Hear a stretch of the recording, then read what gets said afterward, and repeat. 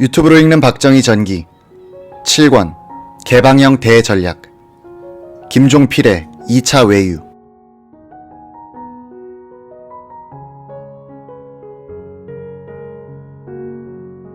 1964년 6월 3일 하우스 유엔군 사령관이 미 합참에 보고한 박정희 대통령과의 협의 내용은 이러했다.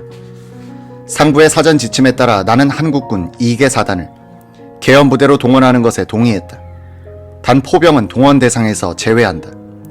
버거 대사는 박 대통령의 계엄령 선포에 반대하지는 않지만 현재의 사태를 수습하기 위해서는 계엄령만으로는 불충분하고 정부 측의 잘못도 바로잡는 조치가 있어야 할 것이라고 말했다.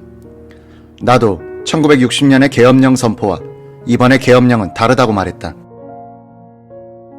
나는 1960년의 계엄령은 이미 유혈 사태가 벌어져 있는 상태에서 혼란을 수습하기 위해 군이 동원됐으므로 국민들의 환영을 받았지만 이번에는 계엄군이 직접 학생들과 대결하게 될 것이기 때문에 우려되는 바가 있다고 말했다. 한국의 안정을 위한 중요한 요소는 군대와 국민들 사이의 신뢰관계인데 이 양자가 이번 사태로 멀어지지 않아야 할 것이라고 강조했다. 나는 또 박 대통령은 민주적으로 선출된 대통령으로서 1960년의 이승만에 비교해서 다수의 국민적 지지를 받고 있음을 지적하고 계엄령 선포가 과연 필요한가 하는 논쟁을 군부 안에서 벌이는 것은 무의미할 것이라는 의견을 개진했다. 미국 측이 박 대통령의 계엄령 선포에 적극적으로 협조한 이유는 한일 회담의 성사를 지원하기 위함이었다. 세뮤엘 버거 주한미국 대사는 한 달 전 한일 회담 반대 운동의 지도자인 민정당의 윤보선 의원을 찾아가 미국 측에 불만을 전달한 적도 있었다. 김성은 국방장관과 김종호 합참의장은 6월 3일 저녁 7시쯤 청와대에서 중앙청으로 건너와 국무회의에 참석했다. 김 장관은 박 대통령의 결심을 전했고 정일권 총리 등 장관들은 계엄령 선포안에 부서했다.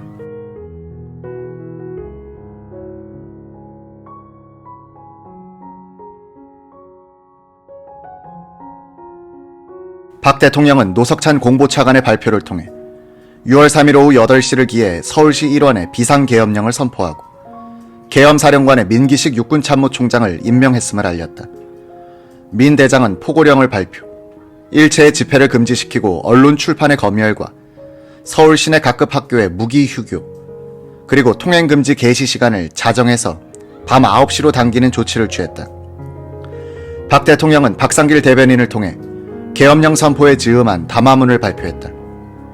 그는 나와 이 정부가 참을 대로 참다가 이 마지못한 결단을 내리게 된 것을 먼저 밝혀둔다면서 지금 그들 일부 몰지각한 학생들에게는 헌법도 없고 국회도 없고 정부도 없다고 개탄했다. 합헌 정부에 대하여 전면적인 부정으로 도전함으로써 어려운 여건 하에서나마 경제적 난관과 민생 문제를 타개하려는 정부의 행정기능마저 마비케 하고 대외적으로는 국가의 위신을 추락시킨 일은 묵과할 수 없다. 6사단, 28사단으로 구성된 계엄군은 6월 4일 서울로 진입하여 수도 경비사령부 병력과 함께 시내의 요소를 장악했다. 학생 시위는 간단하게 진압됐다. 무엇보다도 대다수 국민들이 난동화된 시위에 거부감을 느끼고 있었으며 한일 국교 정상화의 불가피성에 공감하고 있었고 박정희 정권을 독재 정부로 보지 않고 있었다. 학생들은 야당과 언론의 지원을 받고 있었으나 계엄령으로 언론과 야당이 무력화된 마당에 강력한 정부의 물리력을 견딜 수 없었다. 계엄령 선포로 박정희는 취임 이후 5달 동안 수세로 몰리던 상황을 일거에 반전시키고 야당, 언론, 학생들을 압박할 수 있는 주도권을 주게 됐다. 6월 4일 아침 계엄지휘관 회의에서 이미 김종필 퇴진 문제가 제기됐다. 김성은 국방장관과 민기식 육군참모총장 및 김계원 장군이 청와대로 올라가 박 대통령에게 군부의 의견을 전달했다. 박 대통령은 나도 그렇게 생각하고 있었다면서 누가 김 의장을 만나 군의 뜻이 이러하니 잠시 외국에 나가는 것이 어떻겠느냐고 건의하지 라고 했다. 서울로 들어온 계엄부대인 6사단의 김재규 사단장이 공화당 이만섭 의원을 지휘소가 있는 덕수궁으로 부른 것은 이 계엄회의 직후였다. 김재규 준장은 이만섭이 다닌 대구 대륜중학교에 체육교사로 근무한 적이 있었다. 김 사단장은 이 의원을 데리고 덕수궁 뜰에 서 있는 앰뷸런스 안으로 들어갔다. 도청을 피하려는 행동이었다. 지금 계엄군의 공기가 좋지 않아요. 학생 시위는 진압했지만 이번 기회에 문제가 있는 정치인들을 정리하자는 여론이 일어나고 있어요. 그 대상은 4대 의혹 사건을 일으킨 김종필, 박 대통령이 일본 돈을 받았다고 허위 선전을 한 김준현 등이요. 군의 분위기가 이러하니 이 의원이 가깝게 잘 말씀을 드려 김종필 의장이 공직에서 물러나도록 하는 것이 사태 수습에 도움이 될 것이오. 이런 말을 대통령 가깝게 전할 사람은 이 의원밖에 없을 것 같아 이렇게 부른 것이오. 이만섭 의원은 박 대통령 직계로 분류되고 있었는데 김종필 의장과도 관계가 좋았다. 그는 대통령에게 이런 말을 전하기 전에 김 의장에게 귀뜸을 해야겠다고 그의 행방을 찾았으나 연락이 되지 않았다. 저녁 무렵에야 김 의장이 민기식 육군참모총장 겸 계엄사령관 공간에 가 있다는 것을 확인했다. 이만섭이 그곳에 가보니 민기식, 김종필 외에 김성훈 국방장관과 김종갑 국회 국방위원장도 와 있었다.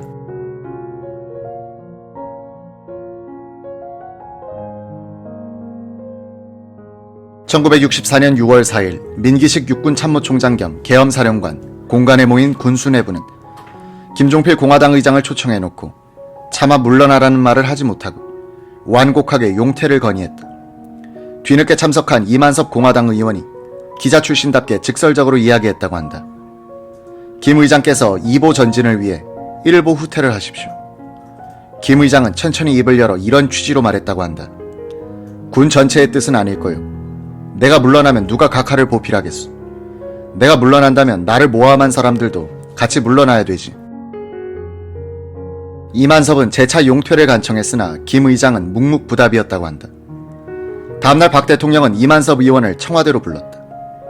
이 자리에서 이만섭 의원은 각하, 사태가 급하니 이 자리에 김 의장을 불러 두 분이 함께 결론을 내리시죠 라고 말했다. 박 대통령이 비서관을 불러 김 의장에게 연락을 취하는 것을 보고 그는 물러났다. 이 의원은 그날 저녁 김종필 의장의 사임을 알리는 신문 호외를 읽을 수 있었다. 버거 대사도 비상계엄령이 선포된 다음날 박 대통령에게 각하의 지지자들은 김종필이 거세되지 않으면 정부가 위험에 처할 것이라고 생각하고 있다는 의견을 전달했다고 한다. 박 대통령은 자신의 2대 지지 기반인 군부와 미국으로부터 똑같은 압력을 받고 있었던 것이다. 김종필은 또 한 번 속죄양이 될 수밖에 없었다. 기자를 만난 김종필은 당시 공화당 내 반 JP 세력의 두 보스에 대해서 이렇게 말했다. 장경순 부의장은 자신은 장군이고 나는 대령이라는 생각을 가지고 나를 대하는 것 같았어요. 계급사회인 군대의 생리상 장성들은 우리 팔기생들을 그런 시각에서 바라보면서 좋지 않은 감정을 갖고 있었습니다. 김성곤 의원의 경우는 그분의 야심이 컸어요. 내각제로 개헌한 뒤 총리를 한번 하겠다는 꿈을 갖고 그때부터 지지 기반을 다지고 있었습니다. 내가 육본 정보국에 근무할 때부터 김성곤 씨의 친척이 되는 김재현 장군의 소개로 김 의원을 알고 지냈습니다. 김종필은 민기식 총장이 군부의 의견을 전한 것으로 알고 있다. 내가 대통령에게 정치적 부담이 된다면 물러나는 것이 좋겠다고 결심하게 됐다고 했다. 이 무렵에 박 대통령에 대해서 김종필은 이런 증언을 했다. 그분은 우리나라 지식인들이 이렇게도 모르나 하고 짜증을 냈습니다. 지금 이 시기를 놓치면 한일 국교 정상화를 하더라도 더 이상 유리한 조건을 관철시킬 수 없는데 왜 이러나 하는 말씀을 자주 했습니다. 그러면서 재출마를 하지 않겠다는 말씀도 하신 적이 있는데 내가 말렸습니다. 5.16 혁명을 일으킨 이상 역사적 책무를 면할 수 없다고 했습니다. 그분은 내심으로는 무서운 결의를 다지고 있었습니다. 우리 민족은 적당히 풀어놓으면 안 된다. 내가 욕을 먹더라도 악귀처럼 국민들을 채찍질하여 근대화와 민족 중흥을 기어코 달성해야겠다고 스스로를 다짐하고 있었던 겁니다. 김종필 의장이 하버드 대학에 유학하는 시기에 외유를 주선한 것은 미국 대사관이었다. 미국 측은 사우스 웨스턴 연구회라는 조직에서 일체의 경비를 부담하는 식으로 하여 하버드 대학에서 헨리 키신저 교수가 주관하는 6주간의 여름 세미나에 김 의장이 참여하도록 했다. 1964년 6월 11일 사우스 웨스턴 연구회의 더글러스 페인 사무총장은 키신저 교수에게 보낸 편지에서 김종필은 정력적이고도 논란이 많은 정치 생활을 해왔는데 귀하께서 그를 가르치는 것은 장기적으로는 그와 한국을 위해서도 도움이 될 것이다 라고 했다.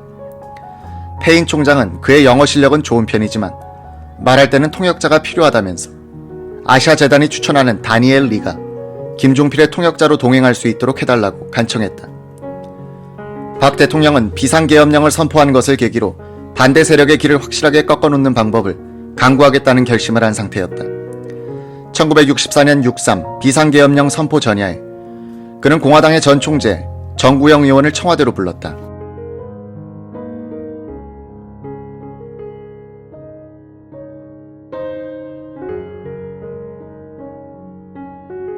새벽 2시였다.